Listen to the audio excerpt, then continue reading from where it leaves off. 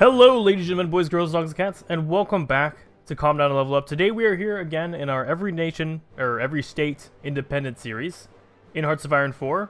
We're gonna get back to these guys killing each other, and I hope you guys are excited. Now before we get into the main video, I'm again gonna kind of do a very small recap of just some of the very important wars that are going on that are gonna drastically change the game here coming up. I would say that one of the more underrated situations going on over in the Americas would actually be Honduras versus La Libertad, if that's how you say that.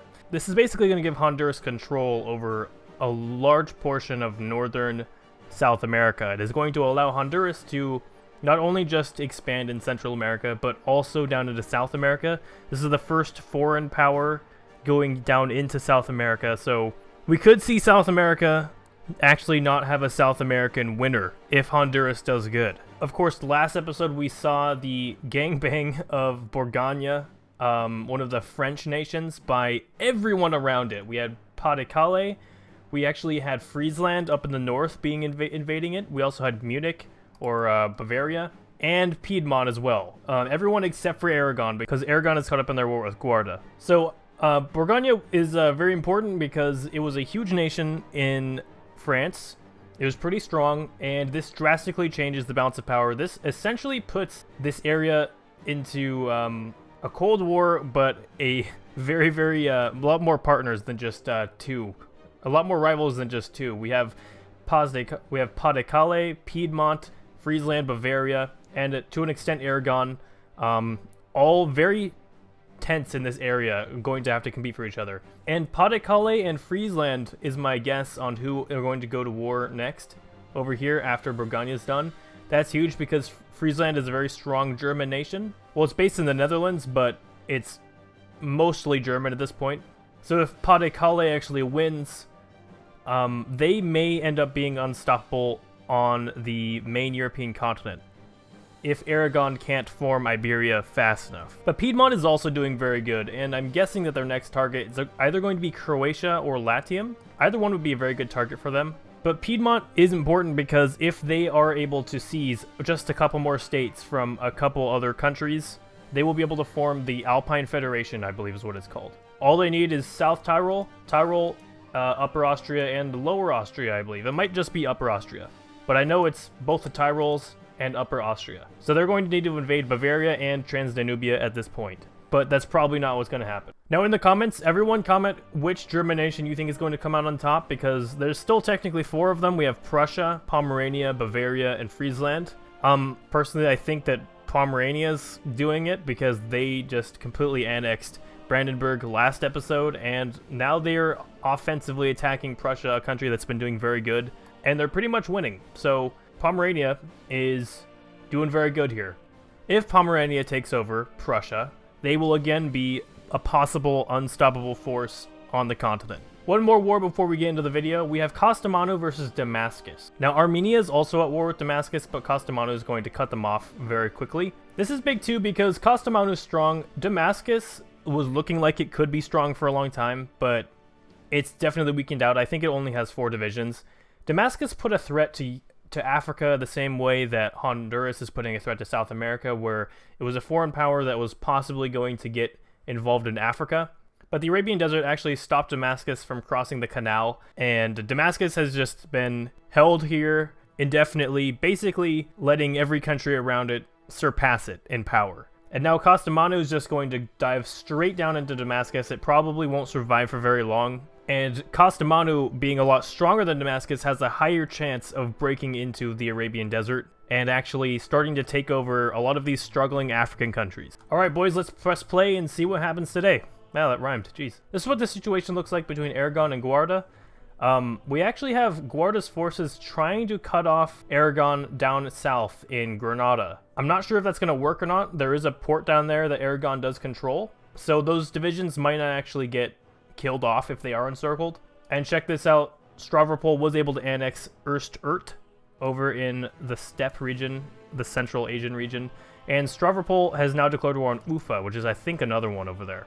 These 2 Ukrainian countries are actually doing really good over in Russia. They could pose a very intimate threat to Stavropol's kind of dominance of this region. Mongolia actually was finally able to annex something. I'm not going to try to pronounce that, but it took 2 states. Mongolia has now declared war on Yarkland. So Mongolia getting bigger. If Mongolia had been able to start snowballing a little bit earlier in the game, I think that they would have had a little bit of a better chance. But I think it's probably a little bit too late, seeing as how they are in close proximity to countries like Guangdong and this Manchurian country over here, who is already very powerful in the east. And look at this, we have our Bourgogne peace deal. Very, very disgusting peace deal. They could have done a lot better job with that. Why did they do that? That is horrible. But Bavaria actually got the most states. They got 4 states. Pas-De-Calais got 1 state, Friesland got 2 states, and Piedmont only actually got 1. I was thinking that they would have gotten more. Piedmont then did declare war on Latium. Friesland actually declared war on Pas-De-Calais instead of Pas-De-Calais declaring war on Friesland. That's interesting. That tells us that Friesland might actually be stronger than Pas-De-Calais. Look at this. I think that Hirohito may have actually annexed something. I'm not sure though. Yes, he annexed Shandong. Wow, Hirohito, good job. But Zhejiang has now declared war on him, so I don't believe he'll be around for very long. This is what his war looks like. He's got 1 division, and it's currently at his capital. He has no divisions over here in this region. That's going to be an easy take for Zhejiang and Hebei, actually. They're both at war with him. Let's actually compare and contrast Friesland versus Pas-De-Calais. Friesland has 19 divisions, 58 military factories. That's actually extremely strong.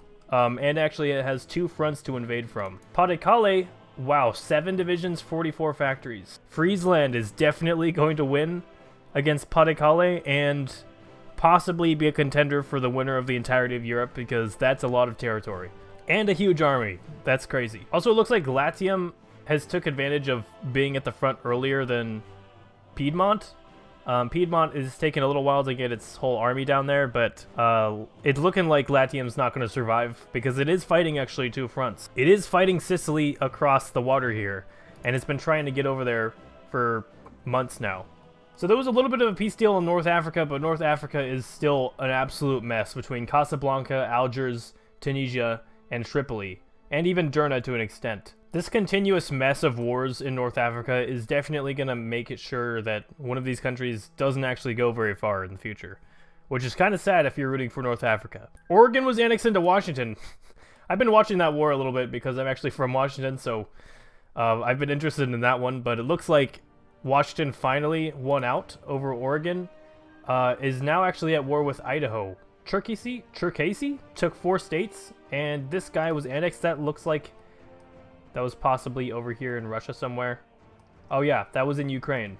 Another war that is actually pretty important that I didn't mention earlier is Abu Dhabi, not Abu Dubai. I don't know how that... By the way, I'd like to make a public statement about my previous episode. I have no idea how I let me saying Abu Dubai slip again in another episode. I didn't catch it in editing. I have no idea how I didn't, but I did somehow. So there you go. That's my public statement. I don't know how I keep saying it wrong. Maybe I should just embrace it. Abu Dubai. Okay. I forgot that there was a Mexican area called Chihuahua.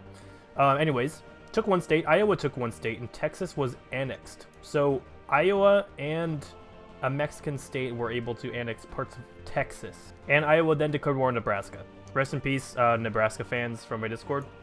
But when Abu Dhabi, or Abu Dubai, actually finally takes Hejaz, they will be very close to actually being able to reform Arabia. Bhutan was annexed, East Bengal took 3 states, but guys, I just noticed something. Republic of Benelux. Look at that. In its invasion of Pas-De-Calais, it was able to control all of the Belgian states, plus Luxembourg, and actually formed the Benelux without even me noticing or expecting it. So, huge competitor to whoever forms Iberia. Actually, a lot of people... Actually, I would not blame you if you switched your bet, if you've been betting on Aragon and Iberia. If you switched your bet over to actually betting on the Benelux now. Super strong. Cool flag, too, compared to everyone else's, gray-black flags. Awesome. We got the lion on there. Moldova actually just declared war on Cherkasy, one of the Ukrainian states. And Grand Canyon of Serbia declared war on eastern Slovakia. Oh, rest in peace, you bastard. Hirohito lasted a long time, but he could not make it long enough. He tried, he failed, he did a pretty good job. But oh my god, look at this. Serbia could be a contender again. Have they just fixed themselves? They just annexed 5 states. Moldova took 1 state, and Carpathian Ruthenia was annexed. So rest in peace, another Polish state. Moldova, I would say, is also a contender over here, but they've only got 5 divisions. They've got a good amount of factories with 46 military factories. But if they are actually able to easily take over this Ukrainian country, which they're the ones that declared the war, so that tells me that they are stronger, then they could actually be a strong contender with gaining that many states. But still, they need to build up an army really fast, or else they're going to get outcompeted. Lucknow declared war on Bombay. Tobolsk actually just annexed northern Urals as well. I think Stavropol just pieced out. Ufa was annexed, but I believe Ufa was split half and half. And Stavropol has then declared war on Engels. Is North Africa finally fixed? Oh my god, North Africa looks so much better. Algiers was annexed 2 states, and I think they declared war on Tripoli. Okay, that's a horrible decision. If Aragon does not finish up this war in a reasonable amount of time, they actually are losing their chance of being able to take over Europe after this. They do have a bigger army than Benelux right now, but Guarda is keeping up with 18 divisions, Aragon 20 divisions. Aragon really needs to finish this war as fast as they can before the countries over in Germany and France and Italy just start snowballing way too fast before Aragon can actually catch up. And with the forming of Benelux, that just shows that anything can really happen still. And if Aragon does not move fast enough, they are not going to win. Quebec was just annexed into Labrador, and Labrador declared war on southern Ontario. Here's our war between Prussia and Pomerania. Basically, Pomerania is just completely dominating Prussia. All of Prussia's divisions, or most of them, have been encircled. So Prussia is essentially screwed here. We will see them be annexed pretty fast here. It looks like there has been a peace deal over in Central America between La Libertad and Ecuador. Ecuador took 2 states, and Honduras wasn't able to get anything. Honduras is pissed about that. They've declared war on Ecuador. Honduras has 4 divisions, whereas Ecuador has 2. So this shouldn't be too much of a problem for Honduras, as long as Ecuador does not hold them at this small choke point here. Oh, look at this. Abu Dhabi, there you go, has declared war on Damascus. Sierra Leone annexed Liberia, and Abu Dhabi, or Abu Dhabi, whichever you want, has actually annexed Hijaz. So congratulations. Damascus is going to die even faster now. And I've been waiting for this war for a long time. Grand Kingdom of Serbia has finally declared war on Moldova. And there has been a peace deal over here. I think, yeah, it's against Eastern Slovakia. So Prussia got a state, Serbia got 2 states, and Slovakia was annexed. Now, it doesn't look like Moldova is doing too well against this Ukrainian country anyways. So Serbia is, with their massive amount of troops, going to pretty much just sweep the floor with Moldova. Prussia's capital is very close to falling, and we should see the capitulation of Prussia within a couple minutes here. I'll make sure to put that in this episode before we end off. Guangdong just annexed 3 more states. They are looking really good. They're actually at war with East Bengal now. A little strange, but if they were to start going north and taking more of the Chinese states, they would have a higher chance of actually forming something in the future. But I think Guangdong might not even need to form anything. They're really strong already. Kashmir actually just annexed Tibet. Rest in peace, Tibet. I think Guangdong is just so far ahead of everyone else at this point. Let's see how many divisions they have. 21 divisions, 65 factories. That's actually pretty spot on the top people right now. Only 12 divisions, but 70 factories for Stavropol. That's probably the most military factories I've seen in one country. A couple of massive peace deals that I just saw. We have Virginia taking 3 states, full annexing Michigan. We also have the Arabian Desert taking 2 states, Kastamonu taking 1 state, Abu Dhabi taking 3 states, and Damascus was finally annexed. So what a peace deal on Damascus. The borders look nice and terrible. And finally, Kastamonu has declared war on Armenia. Insert Armenian genocide joke here. Armenia is not ready for this. They just do not have the divisions. They have 4 divisions. Kastamonu has one of the most powerful countries in the game so far. 25 divisions. That's probably the biggest army I've seen. And it looks like oh yes, it is done.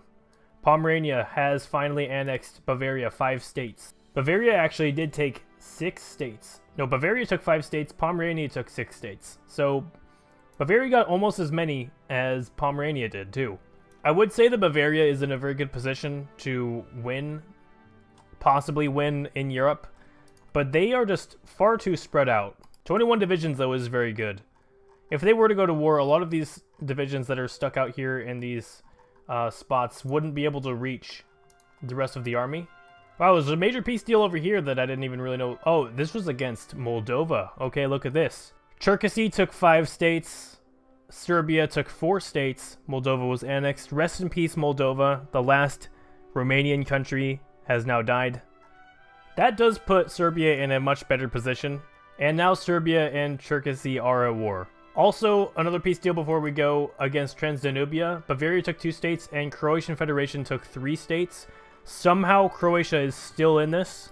They've had to fight 2 really long wars that went longer than they should. But anyways, boys, thank you so much for watching this episode. If you liked this, make sure to hit like, favorite, and subscribe if you guys are new. Our like goal is 1,000 likes, so make sure you hit like. And we're almost at 20K, so I'd really appreciate your subscription if you guys are new and you're wanting to see more of this content. But anyways, guys, I will see you guys all next time. Peace.